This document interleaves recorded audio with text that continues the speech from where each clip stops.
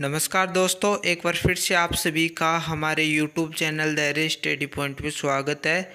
आज मैं जो मनु है, अपन ने जो मनु टॉपिक पढ़ा है उसमें से मैं इम्पोर्टेंट जो टॉपिक थे, जो बड़े क्वेश्चन बन सकते थे, वो मैंने क्लियर करा दिए हैं। मैं कौटिल्य पढ़ा रहा था, लेकिन फ्रेंड्स मनु के संबंधित जो अति लघुत्रात्मक प्रश्न है जो आपकी बुक में दे रखे हैं वो मैं कराने वाला हूँ, क्योंकि आपके 10 क्वेश्चंस 2-2 नंबर के आते हैं। यानी आपके जो पूरी बुक है उसमें से 10 क्वेश्चन 2-2 नंबर के आएंगे। तो मनु में भी क्वेश्चन बन सकता है, इसलिए मैं 15 क्वेश्चन कराने वाला हूँ। तो वीडियो के अंत तक बने रहें। और मैं एक दिन ये भी क्लास लेकर आऊँगा कि आपका एग्ज़ाम पैटर्न क्या रहने वाला है, इसमें से कितने क्वेश्चन 2-2 नंबर के आएंगे, कितने क्वेश्चन 5-5 नंबर के आएंगे, कितने क्वेश्चन से 20-20 नंबर के आएंगे, वो सारा मैं आपको एक वीडियो बनाकर समझा दूंगा। तो स्टार्ट करते हैं इस वीडियो को। पहला क्वेश्चन है हमारे सामने, मनु के अनुसार 4 आश्रम धर्म क्या है। यानी आश्रम धर्म हमने पढ़ा था, सामाजिक व्यवस्था का जो सिद्धांत दिया था, यानी सामाजिक व्यवस्था के संदर्भ में मनु ने जो विचार प्रस्तुत किए थे उसमें हमने वर्ण व्यवस्था पढ़ी थी, उसके बाद में आश्रम व्यवस्था पढ़ी थी। तो ये आश्रम धर्म कोई अलग शब्द नहीं है, आश्रम व्यवस्था भी बोल सकते हो, आश्रम धर्म भी बोल सकते हो। तो उसमें अपने 4 भागों में बांटा था इसको, आश्रम व्यवस्था को। तो इसका आंसर क्या होगा, मनु ने मानव जीवन के विभिन्न, यहाँ पर ध्यान देना, विभिन्न आयु को, ये इम्पोर्टेंट है, ठीक है, विभिन्न आयु वर्ग के अनुसार 4 भागों में विभाजित किया है, ठीक है। यानी मनु ने मानव जीवन की जो आयु होती है उसको 4 भागों में विभाजित किया है। यानी मैंने वहाँ पर स्पष्ट किया था कि 100 वर्ष का जीवन माना है और उसके अनुसार 25-25 वर्ष डिवाइड, यानी 25-25 वर्ष लगाते हुए 4 आश्रमों में मानव जीवन को बांटा था मनु ने। कौन कौन से हैं ये, ब्रह्मचर्य आश्रम, गृहस्थ आश्रम, वानप्रस्थ आश्रम और संन्यास आश्रम, ये हमने बांट लिए थे, ठीक है फ्रेंड्स। तो ब्रह्मचर्य आश्रम सबसे पहले आएगा, क्रम ध्यान में रखना, जो 25 वर्ष तक है, 0 से लेकर 25 वर्ष तक। फिर 25 से यानी बालक गुरुकुल में से आ जाता है और घर पर आता है, घर पर शादी उदी करके बच्चे उत्पन्न होते हैं और 25 से 50 वर्ष तक वो जीवन यापन करता है। फिर उसको 50 वर्ष से लेकर 75 वर्ष के बीच में वन में प्रस्थान करना होता है, वन में रहना पड़ता है।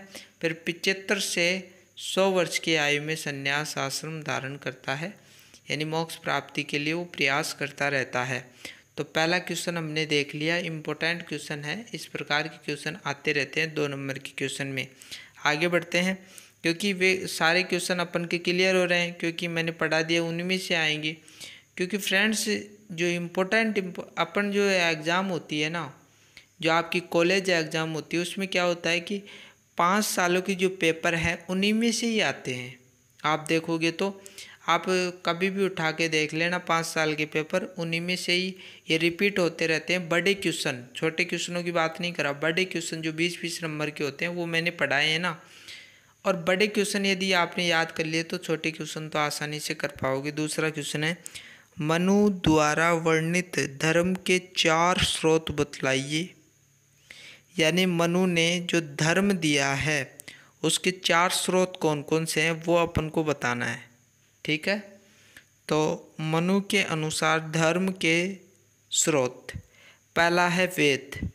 यानी मनु ने, है ना, जो मनु स्मृति में वेदों पर ज़्यादा जोर दिया है, ठीक है।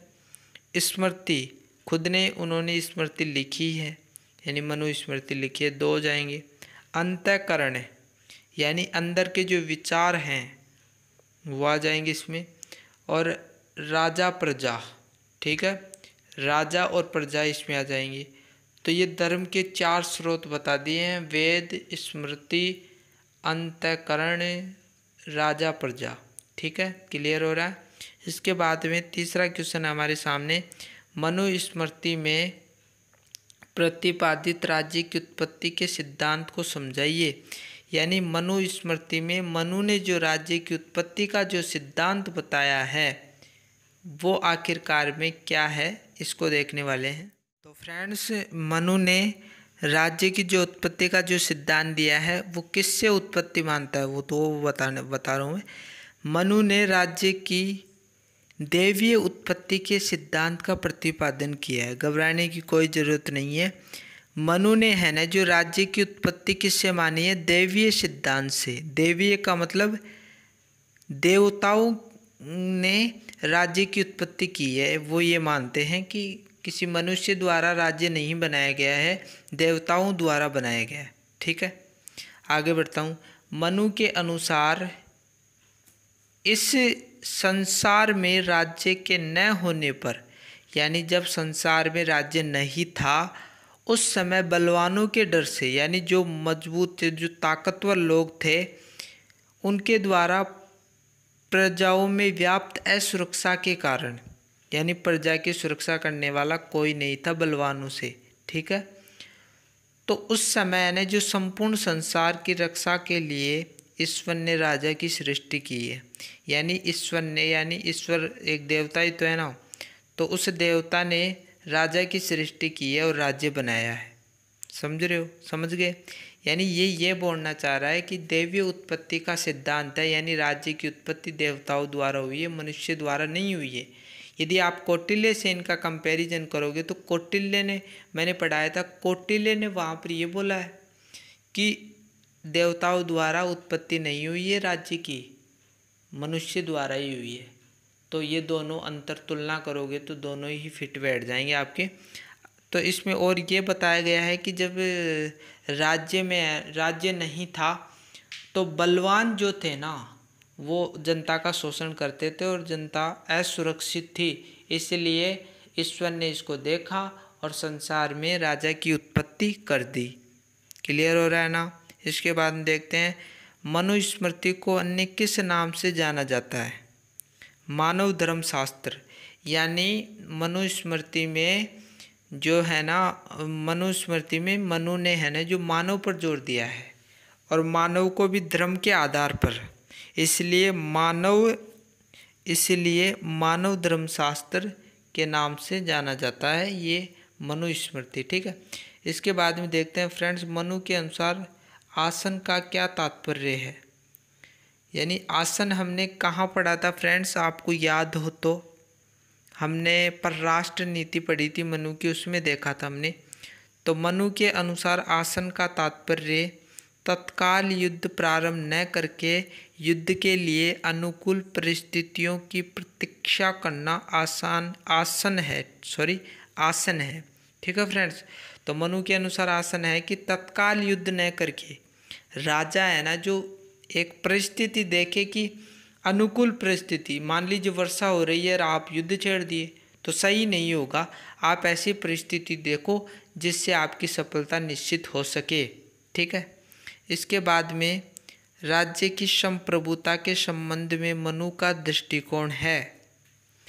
यानी राज्य की संप्रभुता का मतलब क्या होता है, इसको ऐसे समझो कि भारत है, उसके लिए संप्रभु राष्ट्र शब्द यूज लिया जाता है। क्यों लिया जाता है, क्योंकि भारत जो राष्ट्र है उस पर किसी अन्य शक्ति का अधिकार नहीं है, यानी वो किसी का गुलाम नहीं है, वो स्वतंत्र अपने निर्णय ले सकता है, अपने आंतरिक मामलों में दूसरे का हस्तक्षेप नहीं चाहता है। वो विश्व में स्वतंत्र राष्ट्र, उसको उस पर किसी प्रकार की गुलामी नहीं है। तो क्या भारत गुलाम है क्या, नहीं है। उसी प्रकार राज्य को स्वतंत्र बनाने के संबंध में मनु का दृष्टिकोण क्या है, भौतिक बल के साथ साथ नैतिक प्रयोजन, एक प्राधिकृत निकाय तथा अनुउल्लंघनीयता इत्यादि तत्व संयुक्त होकर उसे दंड का स्तर प्रदान करते हैं। यानी राज्य को भौतिक बल, नैतिक प्रयोजन और प्राधिकृत निकाय और उल्लंघनीय, ये सारे मिलकर है ना जो राज्य को दंड का स्तर प्रदान करते हैं ताकि वो अपनी संप्रभुता को बनाए रखे, जनता उस पर हावी नहीं हो पाए। फ्रेंड्स तो आगे बढ़ते हैं, हमने काफ़ी कुछ देख लिया है। इसके बाद में फ्रेंड्स ये भी पढ़ाया हुआ है, मनु के अनुसार द्वेदी भाव को तात्पर्य क्या है, यानी का आएगा यहाँ पर, द्वेदी भाव का तात्पर्य क्या है। ठीक है, तो ये भी पढ़ाया हुआ है। पर राष्ट्र नीति में हमने पढ़ा था, मनु के अनुसार द्वेदी भाव का तात्पर्य परिस्थितियों के अनुसार अपनी सेना को 2 भागों में विभाजित करके तैनात करना। यानी मनु ये कहता है कि जब युद्ध छिड़ जाए तो परिस्थिति राजा को देखनी होगी और अपनी सेना को 2 भागों में विभाजित कर देना है। और मैंने ये भी समझाया था फ्रेंड्स कि एक सेना तो राजा के साथ में रहेगी राजा की रक्षा के लिए, और एक सेना सेनापति के साथ में रहेगी, युद्ध लड़ेगी। तो ऐसा हो जाएगा और उसे ही द्वेदी भाव कहते हैं, यानी 2 यानी 2 अपनी सेना को 2 भागों में विभाजित करना।